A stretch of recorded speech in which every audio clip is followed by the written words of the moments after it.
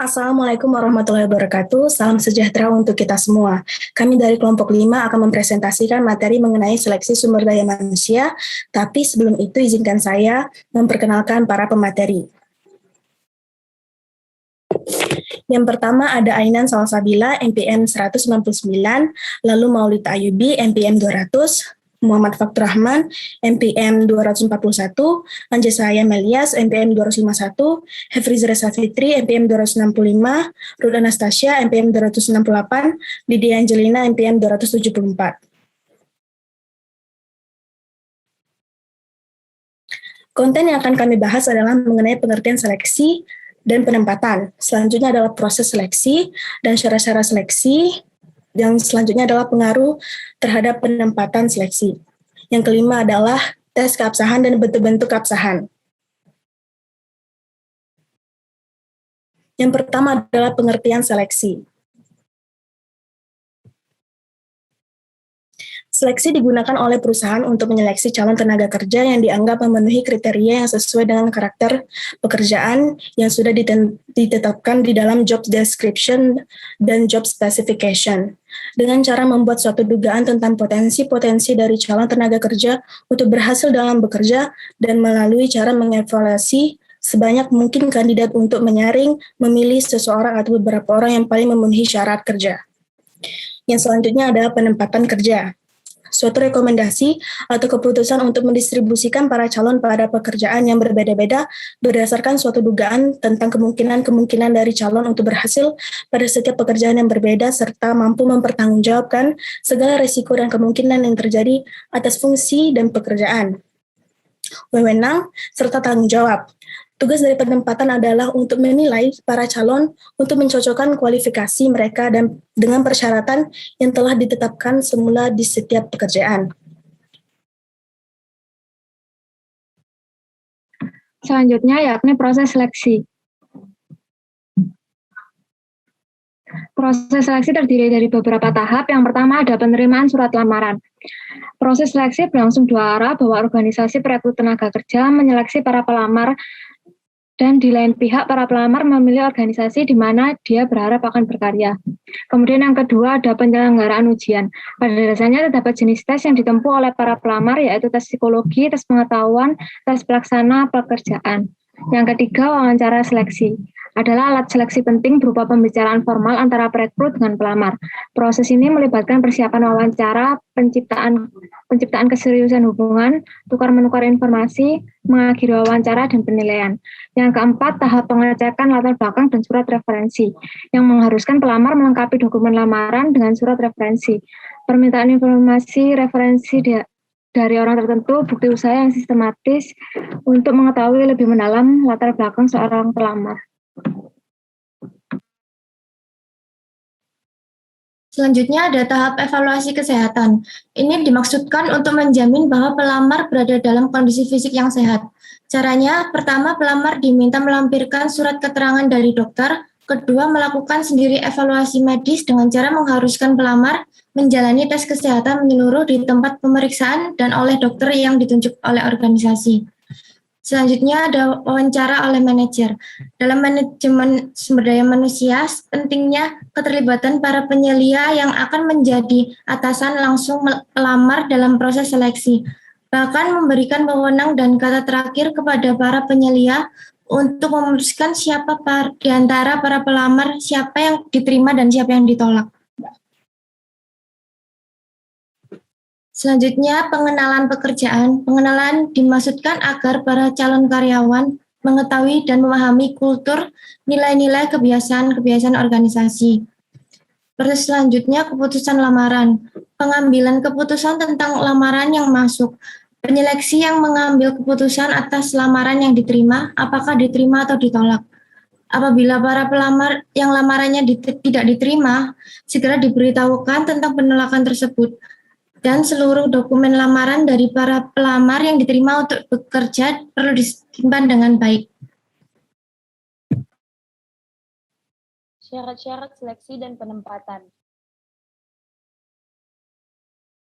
Efektivitas fungsi seleksi dan penempatan sangat ditentukan oleh beberapa syarat penting, dan bahkan tergantung pada informasi yang diperoleh melalui syarat-syarat tersebut. Informasi-informasi yang diperolehkan melalui syarat-syarat tersebut akan dijadikan masukan bagi seorang manajer dalam mengambil keputusan penerimaan dan penempatan seorang pekerja. Syarat-syaratnya ada beberapa jenis. Yang pertama, informasi analisis jabatan, yang memberikan deskripsi jabatan, spesifikasi jabatan, dan standar-standar prestasi yang disyaratkan setiap jabatan. Yang kedua, rencana-rencana sumber daya manusia yang memberikan informasi kepada manajer tentang tersedia atau tidaknya lowongan pekerjaan dalam organisasi. Yang ketiga, keberhasilan fungsi rekrutmen yang akan menjamin manajer bahwa tersedia sekelompok orang yang akan dipilihnya. Yang keempat yaitu pengaruh nilai terhadap seleksi dan penempatan. MSDM atau Manajemen Sumber Daya Manusia dalam evolusi teori manajemen yang ada dalam model perkembangan terdapat 3 model. Nah, yang utama yaitu model klasik, human relation, dan manajemen sumber daya manusia. Nilai-nilai implikasinya dalam MSDM, pengaruh lingkungan atau nilai terhadap MSDM karena diakui bahwa skala fungsi atau aktivitas MSDM sangat erat akan nilai. Tujuan analisa pekerjaan yang diketahui terdapat kurang lebih 12 macam tujuan. Masalah rekrutmen dimulai dari pengertian, maksud dan tujuan rekrutmen, alasan-alasan dasar rekrutmen, dan pengaruh nilai karena dalam praktek aktivitas rekrutmen ini ditandai oleh pesaing 3 nilai utama, keadilan sosial, termasuk affirmative action, yang kedua efisiensi, dan daya tangkap politik. Masalah seleksi dan penempatan meliputi pengertian seleksi penempatan, syarat-syaratnya, dan pengaruh nilai terhadap aktivitas seleksi penempatan. Evaluasi pekerjaan dari kompensasi meliputi pengertian dari pengaruh nilai dalam evaluasi dan kompensasi. Penilaian berinformasi pekerjaan, produktivitas, motivasi kerja, pelatihan, dan pengembangan hubungan antara pekerja dan manajemen. Tindakan disiplin dan pengaduan yang dapat dilakukan pekerja jika merasa tidak puas atas tindakan disiplin atau tindakan-tindakan manajemen lainnya yang dianggap melanggar haknya.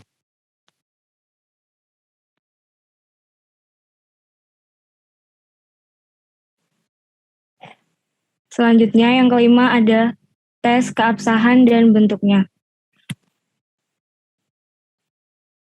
Tes validasi. Tes validasi adalah penentuan cakupan apakah suatu alat seleksi bersesuaian dengan syarat pekerjaan, di mana terdapat 3 strategi validasi.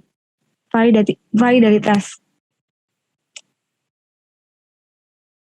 Selanjutnya yaitu adalah bentuk tes validasi. Tes validasi terbagi menjadi 3, yaitu ada empirical validation, dikenal sebagai keabsahan kriteria atau criterion validation, yang menghendaki bahwa suatu angka atau tes dalam pengertian statistik dapat dikorelasikan dengan secara signifikan dengan unsur penting dalam performa kerja. Sehingga tes ini akan memakan waktu dan uang sehingga tidak praktis bagi organisasi yang memperkerjakan sedikit orang pada suatu pekerjaan. Contoh pada tes TV ini adalah yaitu seperti tes koran, tes workshop, tes analogi, tes aritmatika yang pernah kita semua ikuti pada saat seleksi sekolah atau saat bekerja nanti. Selanjutnya adalah construct validation. Tes ini mengidentifikasikan ciri-ciri psikologis atau ketangkasan yang dikaitkan dengan keberhasilan kinerja pekerjaan tersebut. Tes ini membutuhkan jasa konsultan yang valid dan independen dalam rangka peningkatan produktivitas kerja dalam kejelasan dalam bekerja.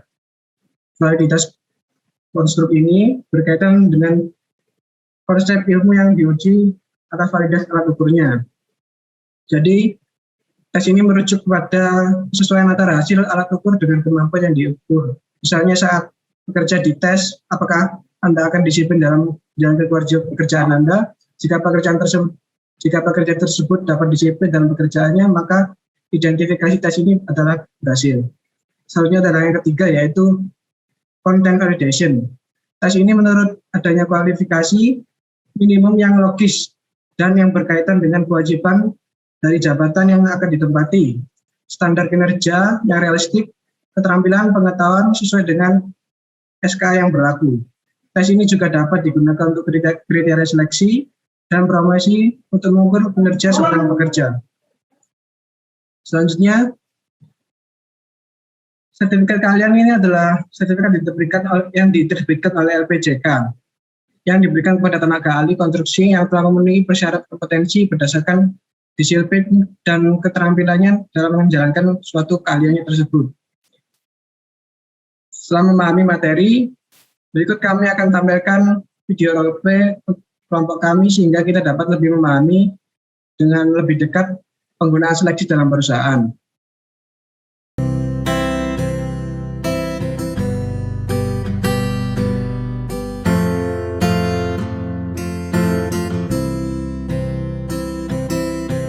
Baiklah, saya akan memulai interview pada hari ini. Silakan perkenalkan nama dan juga asal kalian. Baik Bu, perkenalkan nama saya Hefri Zresa Fitri, saya berasal dari Provinsi Bengkulu, dan sesuai dengan CV, saya adalah tamatan Universitas UPN Veteran Jawa Timur. Baik Bu, sebelumnya terima kasih telah memperkenalkan saya untuk wawancara di sini Bu. Untuk pertama, nama saya sendiri Muhammad Fatkul Majudi dan berasal dari Gresik. Kenapa Anda tertarik untuk bekerja di perusahaan ini? Menurut saya, dengan pengetahuan dan skill yang saya punya, saya dapat memenuhi kebutuhan yang diperlukan oleh perusahaan ini. Alasan saya sendiri ingin bekerja di perusahaan ibunya karena saya yakin saya memiliki pengetahuan dan pengalaman yang cukup untuk berkontribusi memenuhi kebutuhan perusahaan ini. Dan untuk pengalaman, saya pernah bekerja di PT Kli Jatim selama 2 tahun. Apa kelebihan dan kekurangan Anda? Kelebihan saya adalah memiliki sikap yang jujur, tepat waktu, dan komunikatif. Selain itu, saya mempunyai gelar sarjana ekonomi dan pengalaman magang selama beberapa bulan di perusahaan A. Kekurangan saya adalah kurang teliti dalam beberapa hal yang tidak saya sukai.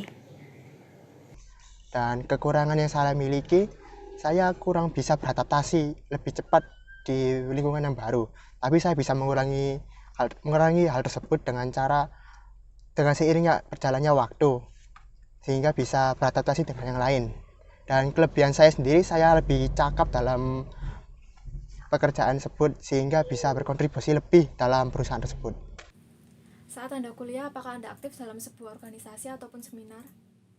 Ya, tentu saja saya ikut aktif dalam organisasi himpunan mahasiswa dan kepramukaan. Dengan mengikuti beberapa seminar yang sudah tertera dalam CV, tentunya hal tersebut dapat membantu skill saya lebih maju lagi.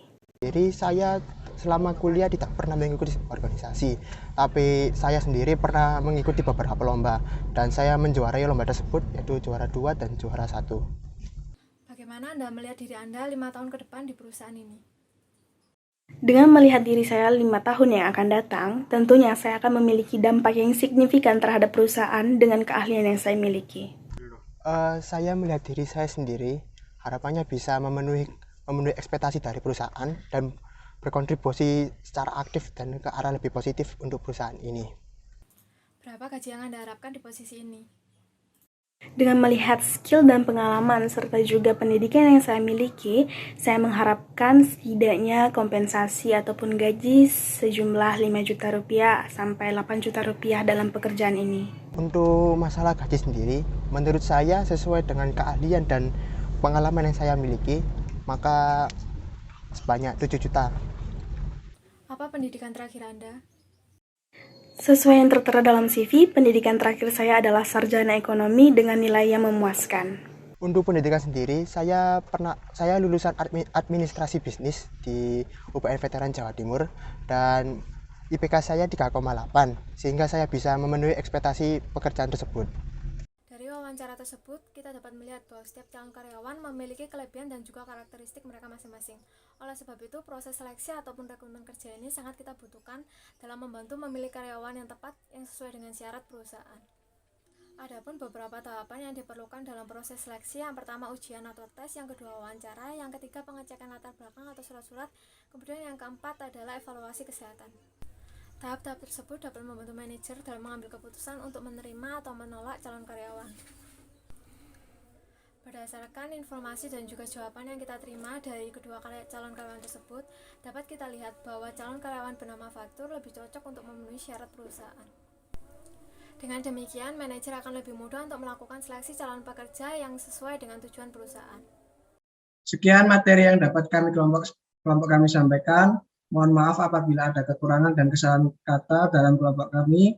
Apabila ada pertanyaan, kalian bisa tulis dalam kolom komentar. Atas waktu dan perhatiannya kami ucapkan terima kasih.